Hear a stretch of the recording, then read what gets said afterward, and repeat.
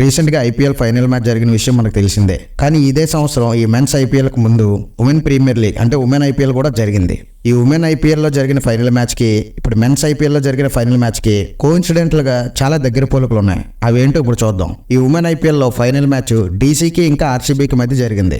Women IPL final మ్యాచ్లో RCB డీసీపై chasing చేసి గెలిచింది. అలాగే మెన్స్ ఐపీఎల్లో కూడా కేకేఆర్ ఎస్ఆర్హెచ్ పై చేజింగ్ చేసి గెలిచింది. విచిత్రం ఏంటంటే ఈ రెండు ఫైనల్ మ్యాచ్ల్లోనూ ఫస్ట్ బ్యాటింగ్ చేసిన టీమ్స్ 18.3 అవర్స్ లో 113 రన్స్ కే ఆల్అౌట్ అయ్యాయి. అండ్ ఇంకో విషయం ఏంటంటే ఈ రెండు మ్యాచ్ల్లో కూడా చేజింగ్ చేసిన టీమ్స్ 8 వికెట్ల తేడాతో గెలిచాయి. అండ్ ఇంకొక పోలిక ఏంటంటే ఓడిపోయిన టీమ్స్ ఏవైతే ఉన్నాయో వాటి కెప్టెన్లు ఇద్దరు కూడా ఆస్ట్రేలియన్ ప్లేయర్సే. ఎస్ఆర్హెచ్ టీమ్ కి Australian player Pat Cummins captain గా ఉండగా ఉమెన్ ఐపీఎల్ లో ఓడిపోయిన డీసీ కెప్టెన్ ఆస్ట్రేలియాకి చెందిన మెక్లానింగ్. ఇంకొక విచిత్రం ఏంటంటే ఈ రెండు ఫైనల్ మ్యాచ్ల్లోని గెలిచిన టీం కెప్టెన్స్ ఏమో ఇండియన్స్.